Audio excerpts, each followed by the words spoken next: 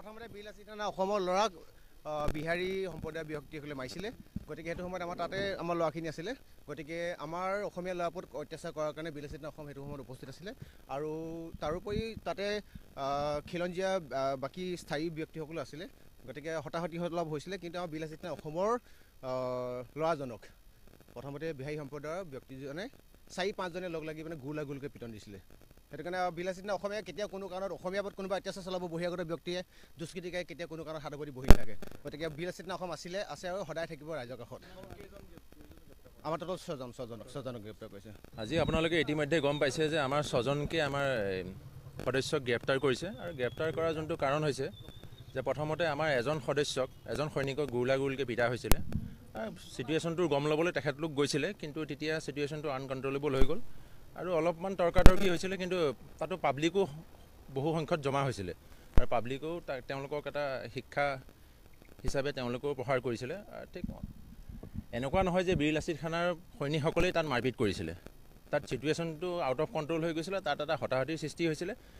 সেইটোৱে বিশেষ তেনেকৈ মানে বিলাসী থানাই যে বোলে পৰিস্থিতি আউট অফ কণ্ট্ৰল কৰিছিলে তেনেকুৱা বুলি নহয় তাতে পাব্লিকো ইনভলভ আছিলে পুলিচো আছিলে তাত সকলোখিনি মানে উইটনেছ বুলি ক'বলৈ গ'লে পুলিচো আছিলে কথাটো হ'ল সেইটোৱে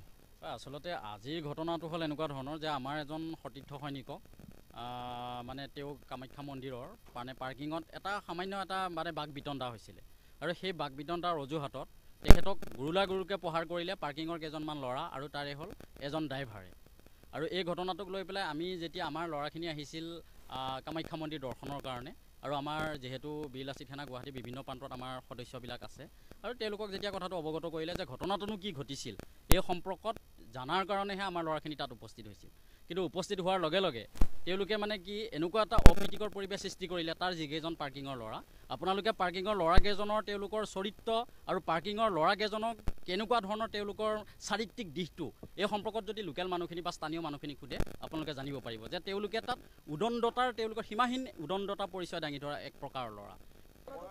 অসম আৰু অসমীয়াৰ কাৰণে সদায় আছোঁ আৰু থাকিম বিতৰ্কত সোমাই অসমীয়া জাতিৰ কাৰণে ৰাইজৰ কাৰণে অসমীয়াৰ কাৰণে মাত মাতাৰ কাৰণে প্ৰথমতে বিলাসী থানা অসমৰ ল'ৰাক